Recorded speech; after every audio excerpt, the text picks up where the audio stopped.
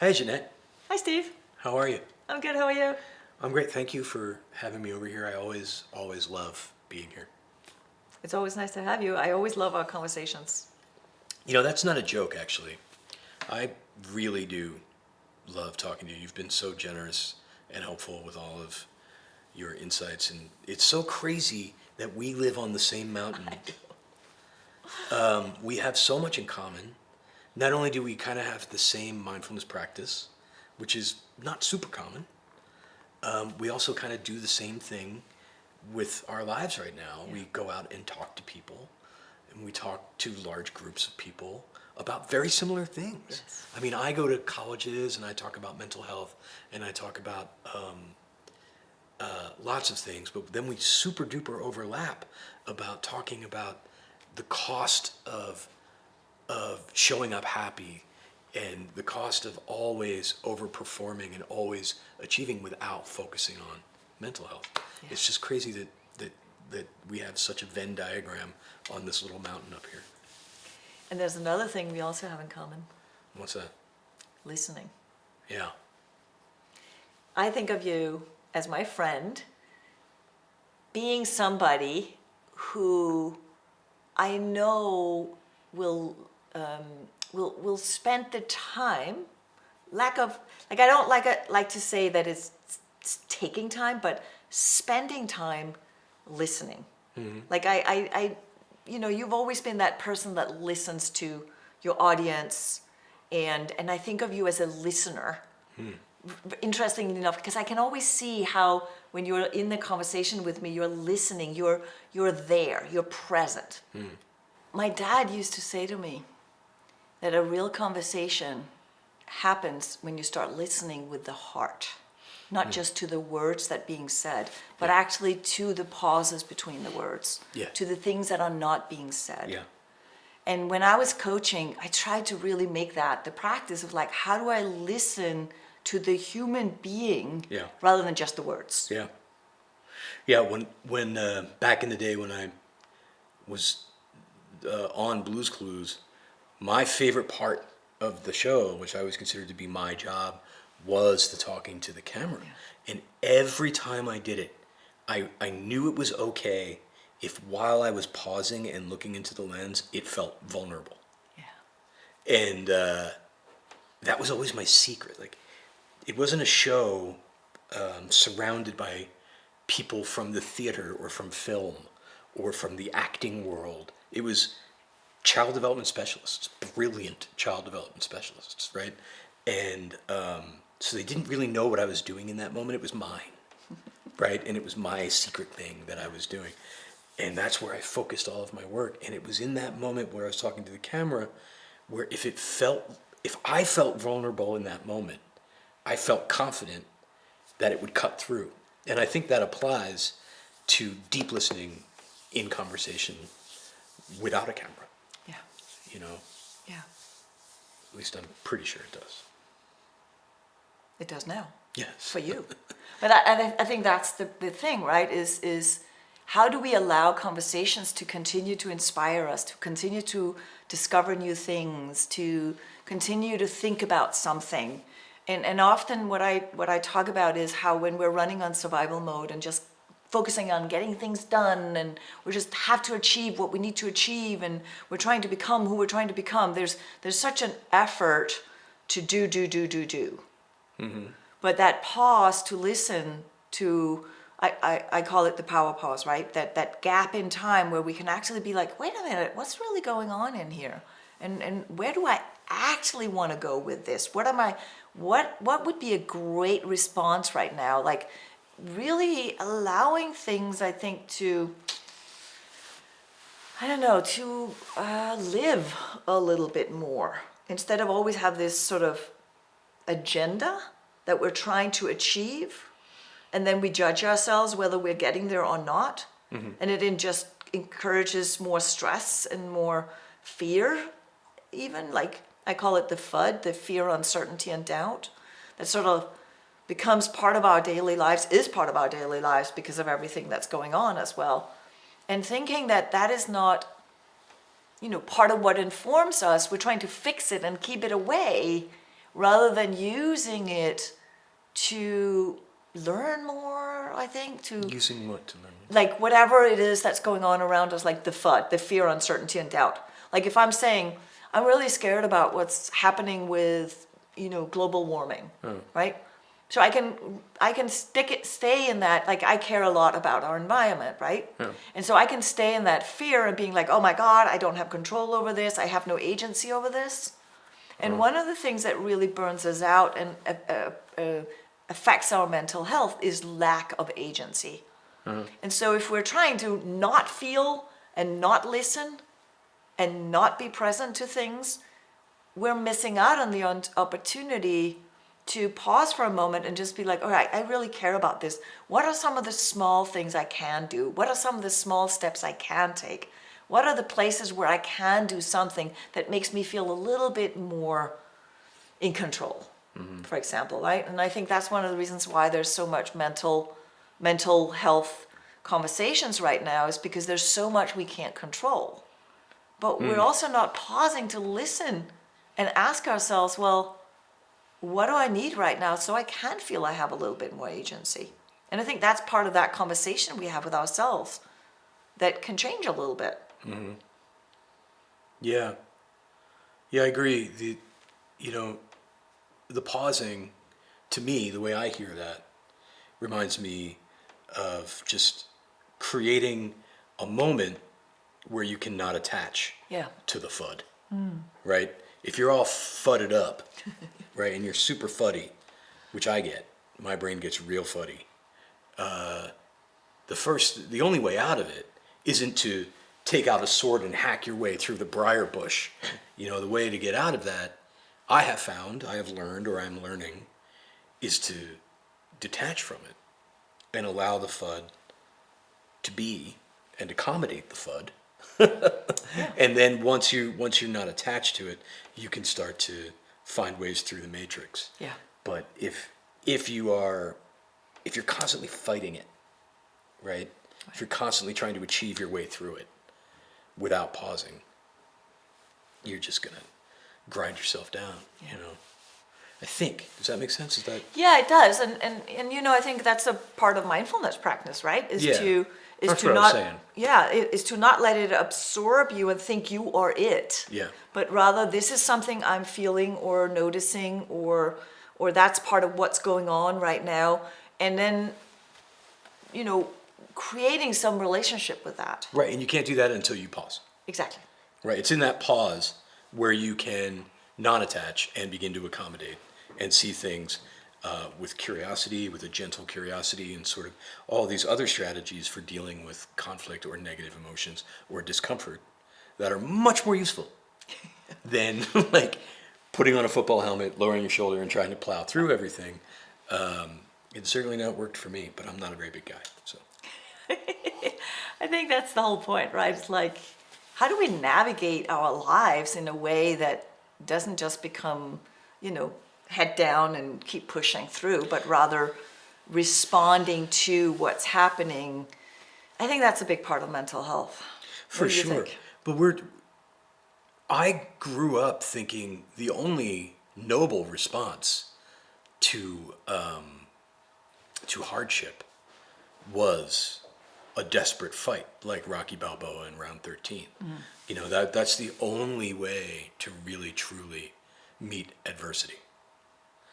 And that was a hard lesson for me to unlearn, because I still feel like Rocky Balboa in the 13th round is pretty romantically awesome.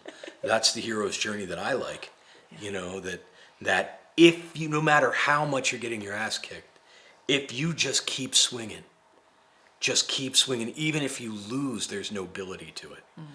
And I suppose there's some truth to that, because it's about courage and it's about determination and fortitude and things. But you can also get brain damage that way. I learned that lesson the really hard way, because when I was on Blues Clues, it was my job. It was literally my job. At least I saw it as my job to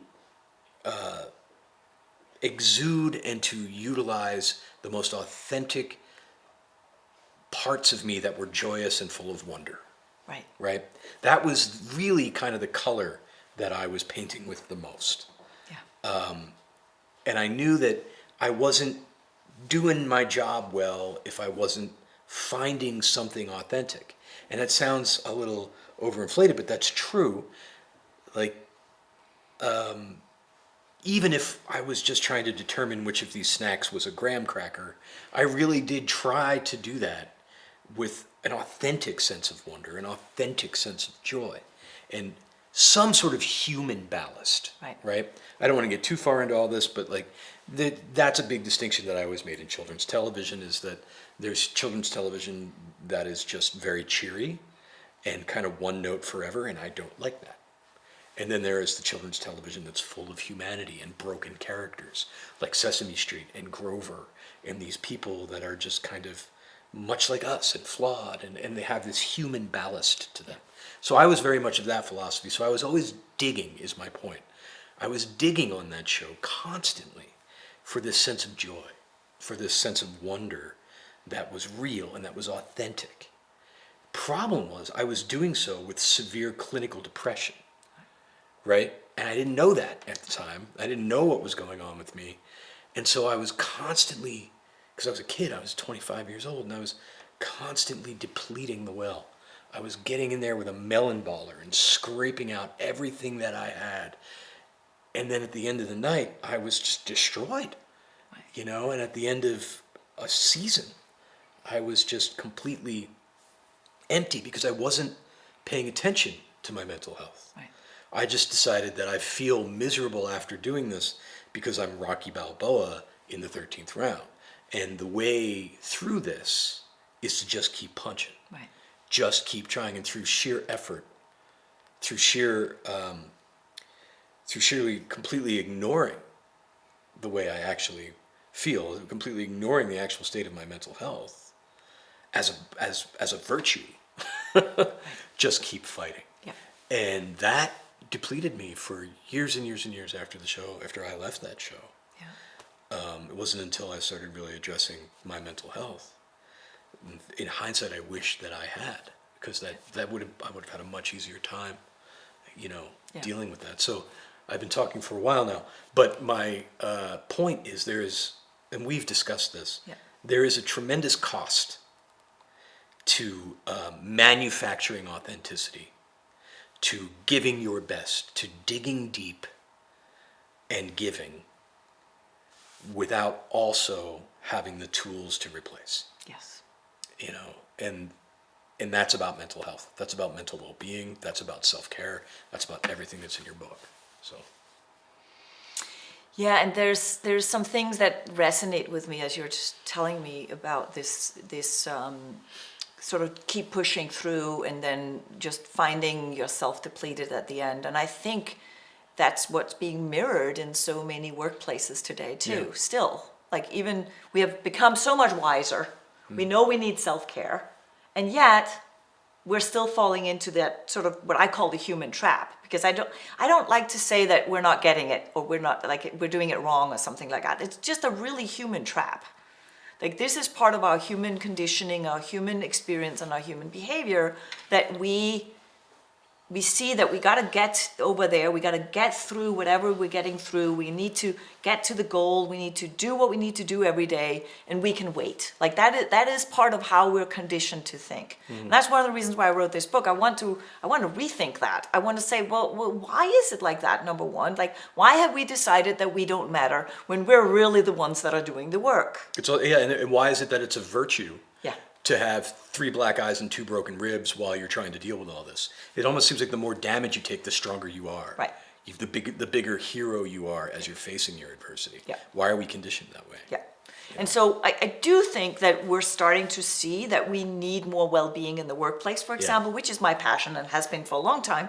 Way before COVID, I was talking about we need well-being in the workplace from that place of what does it mean to be human, right? Now it's, much more part of the popular conversation. I get it, but I think we still don't understand, like, what does that actually mean? And to your point of authenticity, I think people are also confused about that, right? They think that authenticity means I can yell at you if I feel like it, right? But to Yes, me, dude. authenticity is to include what you care about, There you go. Yeah. you know? And not, there's so many times we do things that we don't care about. That's not like our passion and purpose in life. And I want to acknowledge that there's a lot of people that don't have that advantage to make choices based on what they care about. And yet, there is things we care about. They may just not be so glamorous, right? And so the little things we care about too is part of what drives us every day. Sure. You said people think that authenticity is about I can yell at you and get away with it because that's my truth. Yeah. That's my honesty. Yeah. That's really just a power trip, right? I think being authentic very often is the opposite. I think what did you say it is? It's what we care about. It's what we care about. It's like giving what we care about. Yeah. I think it's to be authentic with someone is to give of yourself to them, right? I like that. Yeah. And that is a vulnerable act. Yeah. That's the opposite of just simply yelling at someone. It is. Not that you can't yell at someone authentically, but it is about a sharing. Yeah. This other concept of, well, hey, I'm just being honest, I'm being my true self. Yeah. That's just someone valuing their opinion more than respect in that moment. Exactly. You know what I mean? And that's just, we all know that that's just whatever. But yeah, I think being authentic has much more to do with what you said. It is about giving a piece of yourself. Yeah. Yeah. You know. And sharing what we care about, right? Because I think one of the things that we often get wrong when I talk about self-care, everybody thinks it's about us, right? It's all Yeah. about us. And I think that's why there's a stigma both around self-care, there's a stigma about mental health, Wellness, there's a generally. stigma about all of these things because it's about, oh, you're weak or you need it or whatever. I'm like, no, actually I'm smart because I am thinking of self-care as regenerative and proactive. So I'm actually sustaining myself, my focus, my attention all day long, instead of just thinking of it as something I do, after I burned out. That's number one, right? That's what I call the physical pause of just really checking in all day, like what do you need so you can. And that emotional one is the FUD, right? Where we're like, hey, I'm actually feeling really nervous about this. What do I need so I can feel a little bit more confident? Like all of these small questions that we ask ourselves every day. So a lot of what the book is about, as you know, is asking these questions in a way that's really curious and kind, like you were saying. And I think that's where that authenticity also comes in. Like, how can we be more just curious and kind, both with ourselves, but also with others, even though that might feel more vulnerable? But that is who we are as human beings. Care is what drives us as human beings. Care is what can drive us as human beings. It is possible for human beings to be driven, I think, by its opposite as well. True. And is that then care about myself so much that I'm just driven by okay. what I care about, I which see is what me, you're me, saying. me, me, me, I see me, what me, you're saying. me. I guess what this comes down to is if we are sharing with each other in vulnerable ways, and that's about compassion. Yeah. That is a word that comes up in the particular practice that we have. Yeah. That's a word that comes up all over the place. It's a kind of an overused word almost, unless you really think about what it means. And then that is the best word, Right. I think. Yeah. Because what that is sharing a suffering. You know what I mean? Mm-hmm. And doing that, if you have that thing, if you got that down, if your compassion jam is strong, you are listening. Yeah. You are. Right? You are listening attentively. You are being mindful. You're doing all of it if you are being compassionate. Yes. I think if I could buy the world a Christmas present, that would be the thing. Yeah. We all need a little bit of compassion in our stockings this year. We do. We do. That would be a good thing, especially now, right? Oh, I just had a thought. Yeah. A lot of people really do sort of assume that self-care is synonymous with self-indulgence, and that if you are taking time to care for yourself, you must be enormously self-absorbed and not worried about anybody else. But that's not true. I actually, well, you can argue that that when we think of self-care as a treat and I need this. Yes, we can be a little bit sort of like you need this, but what about me kind of perspective. But actually, I think in the workplace, if we don't take care of ourselves, there's a good chance we don't care about others. There's a nuance there because we're hangry, we're depleted, we're irritable, we are harsh, rash, just pushing people to get things done in the name of getting things done. We abandon our self-care when actually that makes us not very nice people. And we might not make very good decisions either. And what is often, what studies show is that when we're under stress, the dialogue inside our head is, am I safe, am I safe, am I safe? That means we keep looking around, judging what's going on around us, and how do other people see me, and so on and so forth. And actually, you can argue that's a lot more self-absorbed.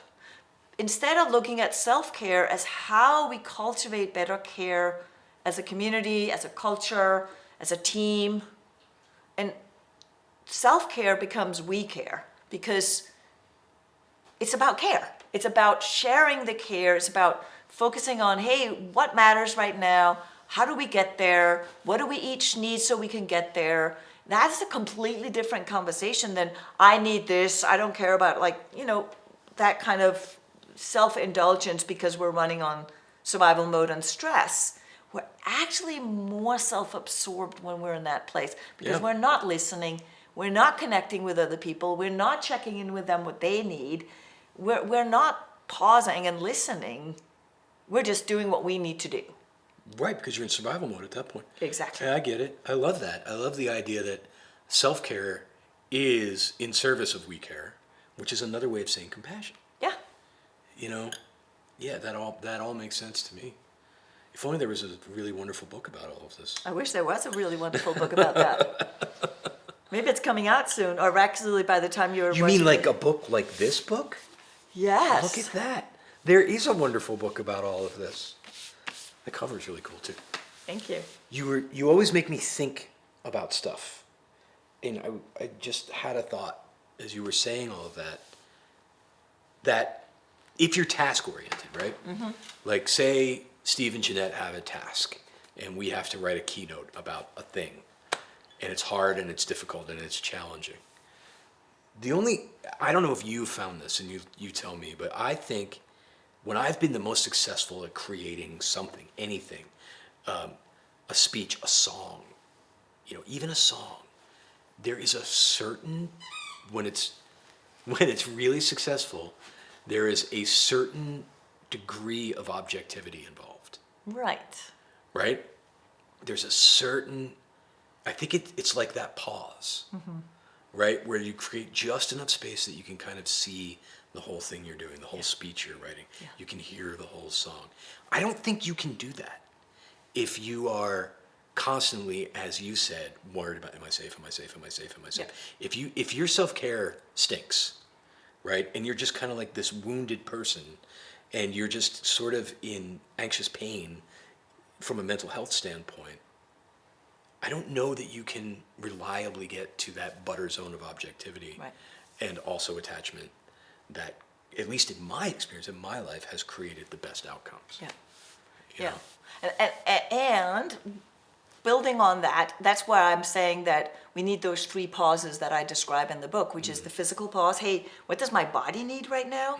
The emotional pause, listening to where am I at emotionally? Like, am I being distracted by my own emotions, or can I use them as a doorway to then go to that next level of more that constructive, creative, collaborative, hey, what can we do with this? How do we get there? What do we, like that more sort of problem solving kind of way of being innovative and creative and constructive in our, in our way of thinking, in our way of collaborating, and so on and so forth. And I really, I think we're missing the point if we think that a power pause is only about taking time off.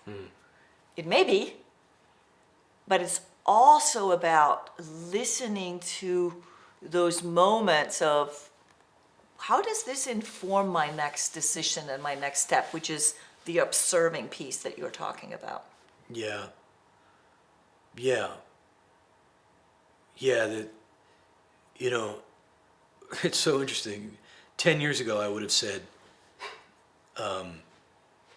taking a pause and wondering where am I feeling the stress in my body, I would have said, oh, that's crazy woo-woo stuff.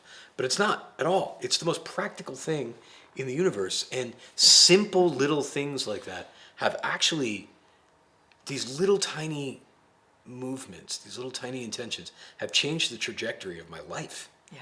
You know, that one to me, the where do you feel it in your body, was like solving an ancient riddle for me. You know, that concept allowed me to ride the New York City subway without feeling stabby. You know, just this simple, and it goes back to this pause being much more than just a physical stop. Yeah. Just being on the subway was really hard for me, right? After 25 years of living in New York City. And the concept of simply stopping, pausing, and having this gentle curiosity around the anxiety that I was feeling. Because once you do that, you're already outside of it. Yeah. If there's already a part of you that's observing it, you're already outside of it. Yeah.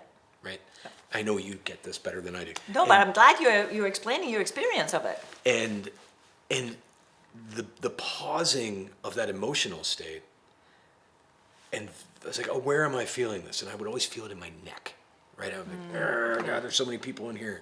And then just wondering about that. Well, now you're already objective. You're already objective about it. Yeah. Right? And actually less self-absorbed. Yeah. Because now it's what you're observing and looking at rather than I'm feeling this way. It becomes, what's going on There here and is how this my feeling. response. Yeah, there is that distance. Yeah. You know, you said something before about when you're creating and when you're writing a song or when creating a keynote and things like that. So back to the listening piece, one of the things that I do, and I think we've talked about this in the past too when we talk about developing material for our respective keynotes, you know, I try to listen to the audience even though they're not there. Like I'm trying to That was really literally my job. Yes. That was literally my job right. forever. Yeah. And so when I create this, exactly back to what we started out talking about, is how do we listen more and create this space? Like I will sit, and also when I'm on stage or when I do a virtual keynote, I will try to listen to people as if they're there telling me something about how they feel. And I'm not trying to make up stories about what they're saying, but it becomes this place in my body that feels more open and receptive and listening. Preach. Kind of like that way my dad told me to listen with the heart, right? Yeah, yeah. And listen between the words. And so, and I think that we're not giving enough respect to that or importance to that when we're stuck in this grind of doing. And you said listening to your audience even when they're not there. Yeah. I am proof of how much need there is for that. Yeah. How much need there is to feel heard. Yeah. Because I did an experiment with social media. I did an experiment with TikTok where I did nothing on TikTok except say, hey, how are you doing? And then I would sit there and just listen. Obviously, I can't hear what the hell you're saying. Like, I can't hear that. But I'm going through the motions and doing the best I can to listen with the heart. Yeah. And just having someone have a sincere appearance Yeah. of listening is moving to people. Yeah. That isn't about what a brilliant performer I am. That is about the deep human need to be heard Yes. and to feel seen. Yeah. People need that, but also we're for some reason sort of conditioned not to give it, Yeah. especially in conversation. Yeah. Yeah. You know, there's a huge amount of power there. Yeah. There's a huge amount of power in listening. Yeah. And that goes then back to the self-care mindset, is that we're not even listening to ourselves. Mm-hmm. Like we're not listening to ourselves. We're not asking the question, hey, what do I need right now so that I can whatever it is that we're challenged by or in front of us, or the next thing we need to do, or the meeting we need to go into. So we're not even listening to ourselves. We're dismissing ourselves. We're abandoning ourselves. I don't want it to sound dramatic, but that's sort of like what we do by saying, I don't matter right now until later when I have time off. And that's one of the reasons why I think it's so important that we start thinking of or rethinking self-care in the workplace as being this relationship of listening to ourselves so that we listen better to each other and therefore can create better results. Don't you wish? I mean, that's so well said.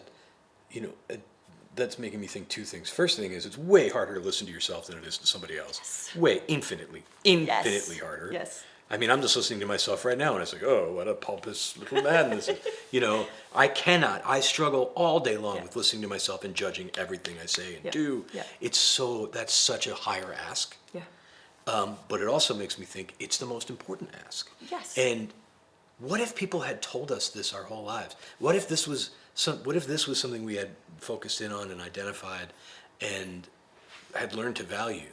Because this is an art, right? Like the concept of listening to yourself, developing a sensitivity to the clues inside of us that are meaningful and important, and learning how to navigate your feelings and thoughts and what you need in that moment. No one tells us to do that. No one even talks about that. It sounds crazy to even talk about that stuff. Right. But that is the actual car you have to get in and drive through life. Yeah. That's the whole thing. Yeah.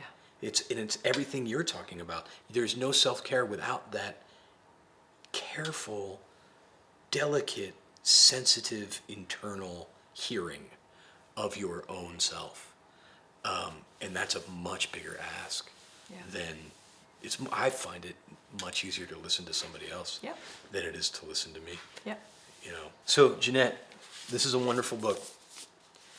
What are the takeaways? What is in here that can help us break this cycle, that can help us learn to pause and help us change the way we think about our own self-care?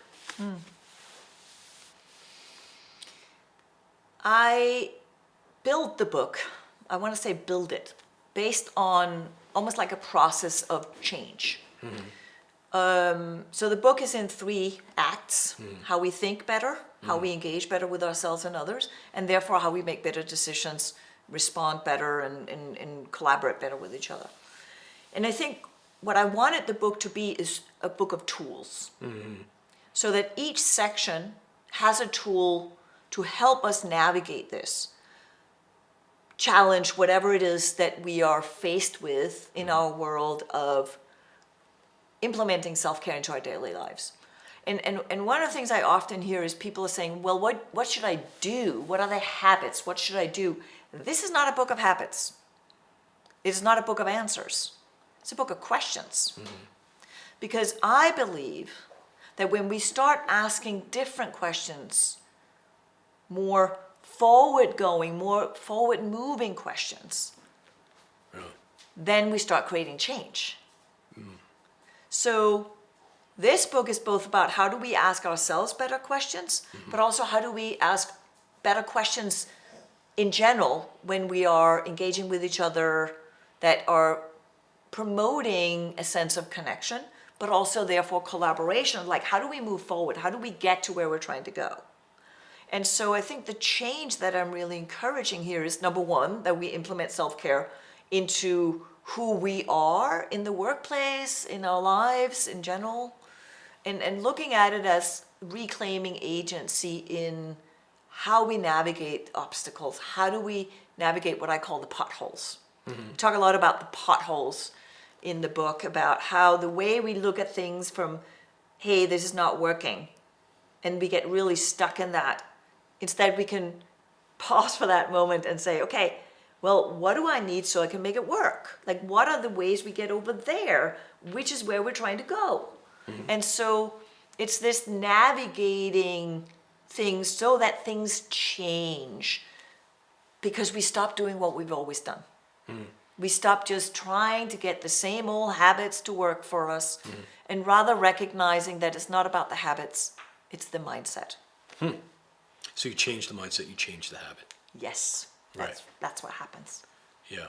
You change the way you think by changing the pause, questions, Yeah. and then you can make new decisions. Then you can make different decisions. Right. It does all come back to that pause. It comes back to At the least, pause. at least that's what resonates the most to me, is that concept of, it's not just a physical pause. You're not just pumping brakes on a car. You're actually just unplugging for a second. You know, you're unplugged from the space station and you're floating in space for a second. You know, and there's no momentum either way, Right. right? You're just no longer attached to the FUD, Yes. as you call, Yeah. and that allows the space and the perspective for you to change the habit, for you to change the mindset, which can change the habit. Yeah. But without that pause, if you just remain attached to the problem, you can't do that. There is no change without a pause, Right, essentially. right. Because To be- we're yeah, just going to do what we've always done. right. We're Yeah. running on automatic. And that pause is really where we reclaim agency, Yeah, where we can make a new choice, where we can make change happen, where we can connect better with someone. Yeah. yeah, We need to pause to create change, to reclaim agency, yep. but also to reconnect with what matters to us, what we care about. How do you think people in the age of social media, in the age of virtual presence, can listen to each other better, can demonstrate, I'll make it two-parter, can demonstrate that they are listening? Well, I'll make it one question. How can we show each other in a virtual world that we are listening? I think that's why people like the likes, right? They want to be heard and seen, and they equate that with the likes on the post. Yeah, And I think that what may be more valuable is to create conversations. right. I would agree with that. Because having a post that gets, 600,000 likes or something is a thing. That's a thing. But that's not a deep thing. That's not a superficial thing. It doesn't take much to like a post. That doesn't necessarily imply listening Right. or hearing or being seen. Right. That is just a sheer, very surface level of validation. That's different than there being a conversation. So I would agree with that. I would say that if I could change something about the way that we relate to each other in a virtual world, it would be, let's focus on real conversation, whatever that means. Self-care doesn't happen alone. It happens together. I agree. Well, I'm glad we got to be together today. I am too. Thank you. This is really great, and your book is great, and I'm happy to have been able to talk to you about all these things. Me too. Thanks, And Jeanette. thank you for caring in the Hey. world of everything that's going on out there, Steve. Yeah, thanks for listening. Appreciate you. And thank you for listening. Thank you.